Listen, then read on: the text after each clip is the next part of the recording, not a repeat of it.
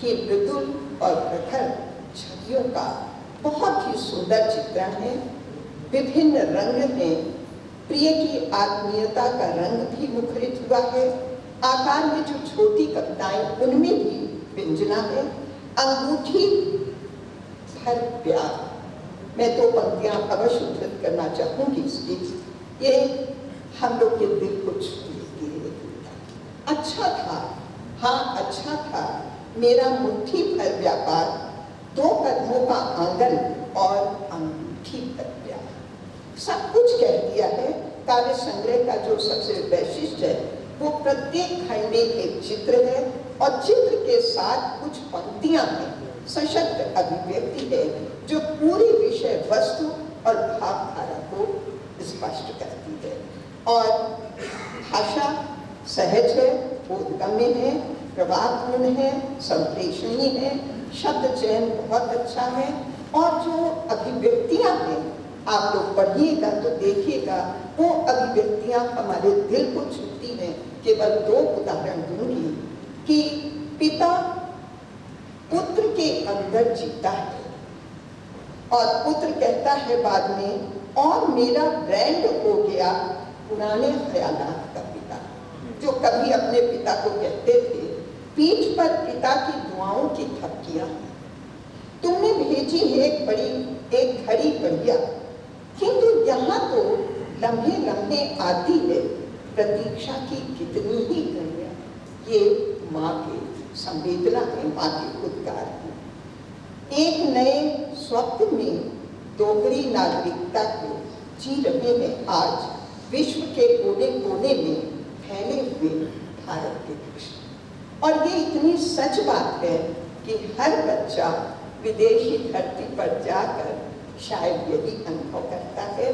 और सभी रचनाएं पठनीय हैं, उद्देश्यप्रद हैं, संदेश देती हैं, सच्चाई का आईना दिखाती हैं और कुछ करने को प्रेरित करती हैं।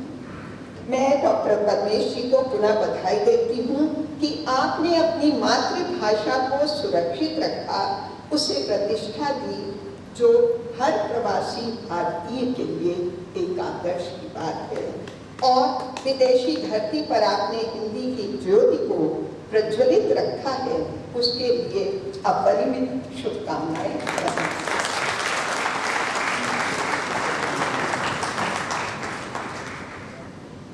बहुत बहुत शुक्रिया डॉक्टर उषा सिन्हा जी।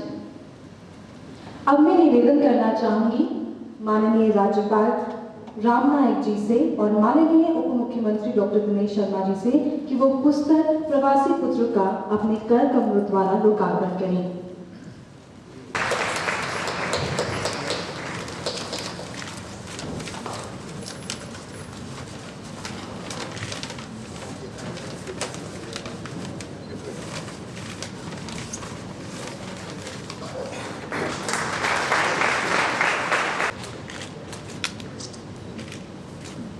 बहुत बहुत शुक्रिया कि वो डॉक्टर पद्मेश गुप्त जी को पुष्पगुच्छ, अंगवस्त्र और श्रीफल द्वारा सम्मानित करें।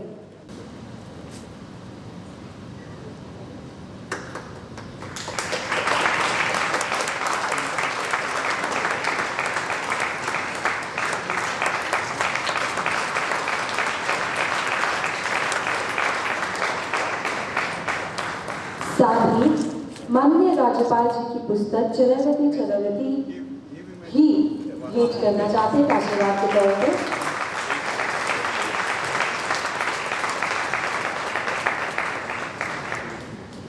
बहुत बहुत धन्यवाद।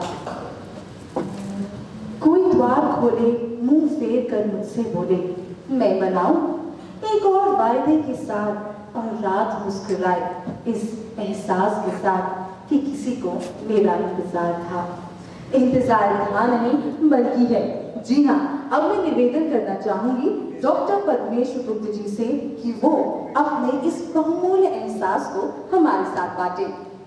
डॉक्टर पद्मेश गुप्त जी।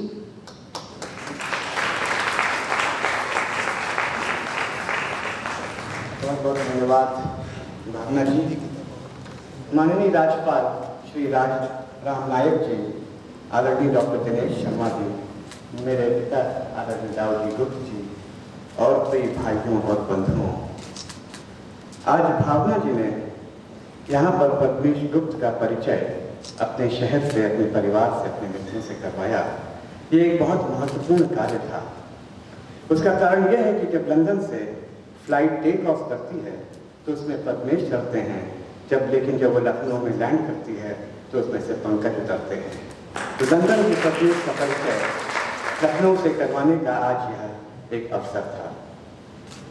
अभी 3 दिन पहले ऐसा ही एक कार्यक्रम आयोजन दिल्ली में हुआ, वाणी प्रकाशन के आयोजन में अरुण महेश्वरी जी, जो हमारे मित्र और प्रकाशक हैं, इनके सौजन्य से। वहाँ मैंने कहा था कि मैं विभोर हूँ, भाव विभोर हूँ, लेकिन आज मैं यहाँ पर कहता हूँ कि मैं सिर्फ विभोर या भाव विभोर नहीं, आत्मविभोर हूँ। वहाँ मुझे आदर मिला, सम्मान मिला, लेकिन यहाँ मुझे स्नेह और आशीष की अनुभूति हो रही है। वहाँ मित्र थे, मित्रता थी, यहाँ परिवार है, आत्मीयता है। और मेरी दृष्टि में जहाँ स्नेह, आशीष और आत्मीयता की कमी हो जाती है, वही जगह परदेश हो जाती है, वही जगह प्रवास हो जाता है। आज यहाँ पर प्रवासी खुशी की बात हो रही है और मेरा मानना है, मेरी दृष्टि में प्रवासी का जो अर्थ है, मेरा जो भावार्थ है प्रवासी का, वह यह है कि जब परिवार का कोई सदस्य बहुत दूर चला जाता है, लेकिन फिर भी उसे परिवार का असीम प्रेम मिलता है, फिर भी यदि वो घर का सबसे प्रिय वासी होता है, वही प्रवासी होता है। और इसका सबसे बड़ा उदाहरण मैं मानता हूँ भगवान राम को।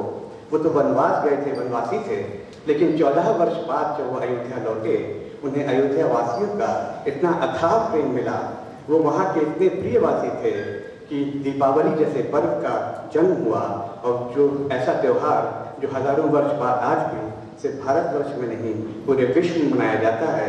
आज वॉशिंगटन के व्हाइट हाउस से लेकर लंदन के हाउस ऑफ लॉर्ड्स में दिवाली के दीप जलाए जाते हैं। और जब प्रवासी साहित्य की बात आती है तो इससे श्रेष्ठ और उत्कृष्ट रचना मुझे और कुछ लगती ही नहीं कि नियम स्वर्णपुरी रंका रोचते मम लक्ष्मण जननी जन्मभूमिष्य स्वर्गादपि गरीयसे, यानी अपनी जन्मभूमि स्वर्ग से भी अधिक सुंदर होती है।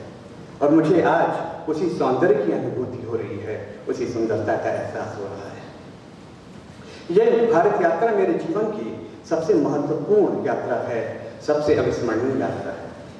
जब मैं अपने देश की राजधानी दिल्ली में उतरता हूँ तो इस देश का सबसे बड़ा घर प्रेसिडेंट हाउस मेरा स्वागत करता है।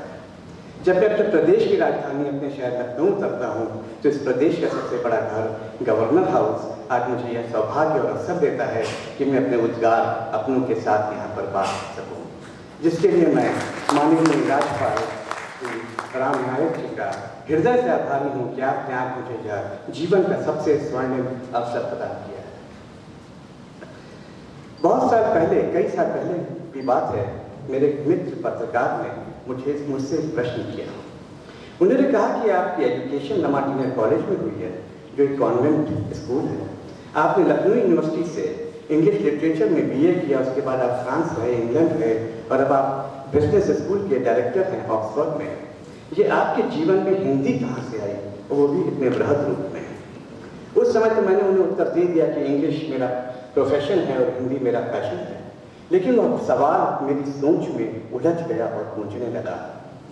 यहाँ पर मेरे बहुत बचपन के स्कूल कॉलेज के मित्र आज यहाँ पर बैठे हुए हैं, संदीप गोदी जी बैठे हुए हैं, फखरे आजम साहब बैठे हुए हैं, जयदीप जी बैठे हुए हैं। जब बचपन में मैंने अपनी कविता की कोई पंक्ति यहाँ पर सुनाता था तो ये मेरे ऊपर हंसते थे, कहते थे पापा से लिखवा के लाए हो। और उसमें इनकी भी गलती नहीं थी, इनकी भी गलती नहीं थी, क्योंकि जिस स्कूल में हम पढ़ते थे वहाँ हिंदी भी अंग्रेजी में पढ़ाई जाती थी। महर्षि Sharan Gupt was a great Indian poet, और उसमें स्कूल की भी गलती नहीं, क्योंकि सिस्टम है। अगर आप हिंदी माध्यम के स्कूलों में जाइए तो आप पाएंगे कि वहाँ अंग्रेजी हिंदी में पढ़ाई जाती है। तो ये बात मेरे अंदर गूंजने लगी और मैं स्वयं को तलाशने लगा, और उस तलाश में मैंने पाया कि हिंदी मेरी सिर्फ भाषा नहीं है, हिंदी सिर्फ मेरा विषय नहीं है, हिंदी मेरा संस्कार है। और उसका कारण यह है कि लखनऊ के जिस घर में मेरा बचपन बीता है, उस आंगन में आज भी चारों ओर तख्तियाँ लगी हुई हैं जिस पर कबीर के दोहे लगे हुए हैं, लिखे हुए हैं। और उस आंगन में मेरे दादाजी जब मैंने स्कूल जाना शुरू भी नहीं किया था तो मुझे गोद में बिठाकर अक्षर ज्ञान दिया करते थे, उस उन दोनों के शब्दों से मिलाकर। आज मुझे ऐसा लगता है जैसे मेरे दादाजी ने तख्तियाँ मेरे लिए लगवाई थी। मेरी दादी की कहानियों में सिर्फ राजा रानी और परियां नहीं होते थे, उनकी कहानियों में मैंने अपने दादाजी के संघर्षों को जिया है, उनके क्रांतिकारी जीवन को जिया है, मैंने स्वतंत्रता संग्राम की लड़ाई को जिया है। उन्हें किस प्रकार से यहाँ पर लखनऊ में लिटा दिया गया था, उनके ऊपर घोड़े दौड़ाए गए थे जब वो स्वतंत्रता संग्राम की लड़ाई लड़ रहे थे, और उसके बाद वो सिर्फ एक फेफड़े पर अपना जीवन बिताते रहे और जीते रहे। किस प्रकार से हमारे गणेश जी के पुराने मकान में क्रांतिकारी छुपा करते थे। तो एक बार पुलिस इंक्वायरी आ गई थी तो हमारी दादी ने उन सबके सामान, वहाँ एक कुआं था उसके अंदर डाल दिए थे। बहुत साल पहले मेरी दादी आई थी लंदन, और उस समय मैं वहाँ एक कमरे के फ्लैट में रहा करता था। वो आई, उन्होंने मेरा फ्लैट देखा और मुझे देखा, और आप तो जानते हैं कि मैं यहाँ लखनऊ में मैं जिस घर से आता हूँ वहाँ आज भी बच्चे शर्तें लगाते हैं कि इस घर में कमरे कितने हैं। तो उन्होंने मुझसे बहुत प्रेरणादायी मुझे आशीर्वाद दिया उस दिन। उन्होंने कहा कि ईश्वर करे एक दिन तुम्हारा घर तुम्हारे दादाजी के घर से भी बड़ा हो, लेकिन मेहमानों के लिए हमेशा छोटा पड़े। मेरा बचपन बीता मेरी बुआओं, चाचाओं और मामाओं के साथ। पापा जी तो फादर ऑफ द सिटी थे, लेकिन मैं इतना अवश्य कहूँगा कि पापा जी ने जो मुझे क्वालिटी टाइम दिया है वो विश्व में ऐसे बहुत कम बच्चे होंगे जिन्हें मिलता होगा। जब पापा जी मुझे और रत्नेश को लम्हा डिनर पिक करने आते थे, लेने आते थे, उस दिन समझिए 3-4 घंटा हमें उनके साथ कॉफी हाउस में बैठना पड़ता था। लेकिन पापा जी का जो सर्कल था, उनकी जो मित्र मंडली थी, वो शहर का बहुत इंटेलेक्चुअल और बुद्धिजीवी वर्ग था। उसमें डॉक्टर प्रताप नारायण टंडन, सरोज जी, NN रॉय, कमलेश्वर जी, अशोक निगम जी, सुशील खरे जी, नरेंद्र करेंद्र, जैसे कई नाम है, तकलेश्वर नाथ जोशी जी, ये लोग बैठा करते थे। और मुझे लगता है कि इन लोगों की जो वहाँ गपशप होती थी, इनकी जो डिस्कशन होते थे, इनके जो विचार विमर्श होते थे, वो कहीं ना कहीं मेरे मस्तिष्क में फीड होते गए संस्कार बनकर। और पापा जी का, जब मैं फ्रांस और इंग्लैंड में था तो पापा जी के जो पत्र आते थे मेरे पास, वे अपने आप में साहित्य और संस्कृति का एक महत्वपूर्ण दस्तावेज थे, जो किस तरह से मैं ग्रहण करता गया मुझे आज भी नहीं मालूम। मेरे नाना जी सीतापुर से 5 बार विधायक रहे, 2 बार चेयरमैन और स्वतंत्रता संग्राम सेनानी थे। इधर पापा जी 31 वर्ष की आयु में लखनऊ के मेयर हो गए थे। तो मम्मी बचपन में कहती थी कि उधर तुम्हारे नाना और इधर तुम्हारे पापा, भैया अब तुम राजनीति में ना जाना। और शायद उन्हीं के संस्कारों का असर है कि मैंने पापा जी की राजनीतिक विरासत की जगह साहित्यिक विरासत को चुना।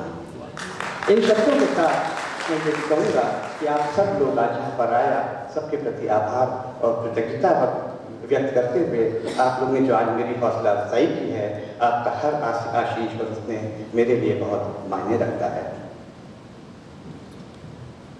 मैं प्रतीक के रूप में प्रवासी पुत्र में से 2 कविताएं यहाँ पर प्रस्तुत करता हूँ। पहली कविता है प्रवासी पुत्र। प्रवासी पुत्र अखबार वालों के बिल नहीं चुकाता, यात्रा के लिए ट्रेन या बस की बुकिंग नहीं करवाता, रात बिरात पिता के खांसने पर उन्हें पानी नहीं पिलाता, या फिर दौड़ कर नुक्कड़ से दवा की 2 गोलियां नहीं लाता। प्रवासी पुत्र अखबार वालों के बिल नहीं चुकाता, यात्रा के लिए ट्रेन या बस की बुकिंग नहीं करवाता, रात बिरात पिता के खांसने पर उन्हें पानी नहीं पिलाता, या फिर दौड़ कर नुक्कड़ से दवा की 2 गोलियां नहीं लाता। वह एक चश्मा टूटने पर नया चश्मा नहीं बनवाता। वह एक चश्मा टूटने पर नया चश्मा नहीं बनवाता। रोज सुबह पिता के पांव छूकर काम पर नहीं जाता। वह तो नई भाषाओं के अक्षरों में अपनी मात्राएं स्वयं खोजता है। वह तो नई भाषाओं के अक्षरों में अपनी मात्राएं स्वयं खोजता है। एक बार फिर चलता है घुटनों के बल, नए संघर्षों से जूझता, नया कल ढूंढता। धूप के दिन, बारिशों की रात, खुद ही बनता है अपना साया। धूप के दिन, बारिशों की रात, खुद ही बनता है अपना साया। वह जानता है उसकी छत उसके सर पर नहीं, घर पर है। वह 30 त्योहारों में नहीं रहता। वह 30 त्योहारों में नहीं रहता है, लेकिन हर दुआ, हर फिक्र में, घर के हर जिक्र में। प्रवासी पुत्र पिता की उंगलियां थाम कर चलना शायद इसलिए नहीं सीखता कि एक दिन उसके कांधे पर हाथ रख कर चल सकेंगे उसके पिता। प्रवासी पुत्र पिता की उंगलियां थाम कर चलना शायद इसलिए नहीं सीखता कि एक दिन उसके कांधे पर हाथ रख कर चल सकेंगे उसके पिता। वह तो पंख बन जाता है पिता के सपनों का। वह तो पंख बन जाता है पिता के सपनों का।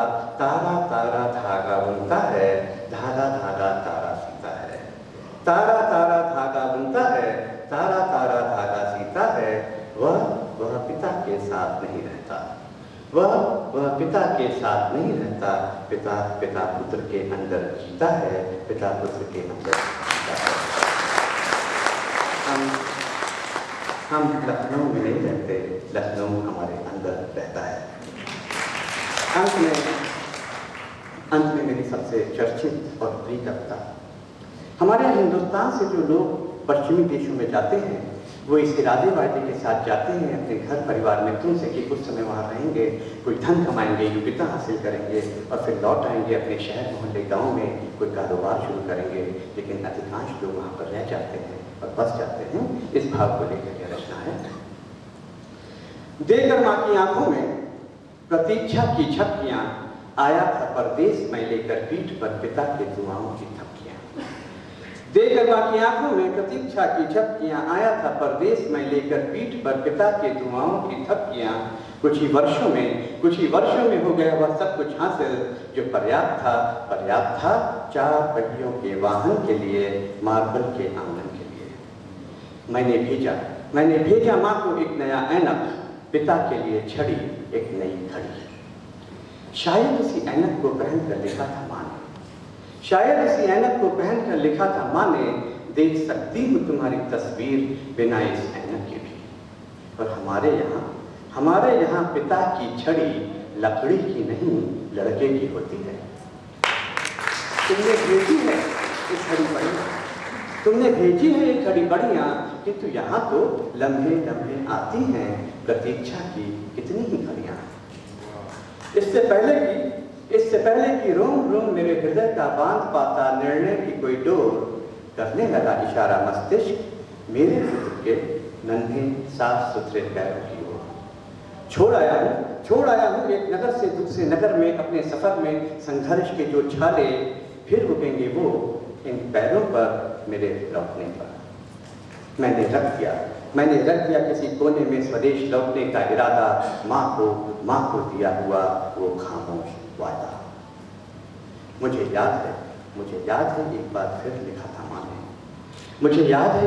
लिखा था माँ ने, अब तो कहने लगी है पड़ोसन भी अपने बेटे से, इतने भी ना लाना अंक परीक्षा में कि करनी पड़े मेरी चिता को तुम्हारी प्रतीक्षा। उस समय भी मुड़कर देखा था मैंने पूरब का गांव, लेकिन पहने हुए पश्चिम के जूते मेरे पांव बढ़ने लगे, चढ़ने लगे, पकड़कर उंगलियां नई पीढ़ी की नई सीढ़ी पर। आज मेरा पुत्र किसी और देश के किसी और शहर में बना रहा है नए रास्ते अपने पुत्र के लिए। आज मेरा पुत्र किसी और देश के किसी और शहर में बना रहा है नए रास्ते अपने पुत्र के लिए, और मैं देख रहा हूँ सामने दीवार पर टंगी हुई एक नई छड़ी, मेज पर रखी हुई एक नई घड़ी, शायद अपनी माँ के ऐनक से। पीढ़ियां दर पीढ़ियां, सीढ़ियां दर सीढ़ियां, सीढ़ियां दर सीढ़ियां, पीढ़ियां दर पीढ़ियां, वही छड़ी, वही घड़ी, वही ऐनक। उम्र ही नहीं है कुछ और भी है जो देती है चेहरों को झुर्रियां, ये छड़ी, ये घड़ी, ये ऐनक। बहुत शुक्रिया बदरी जी।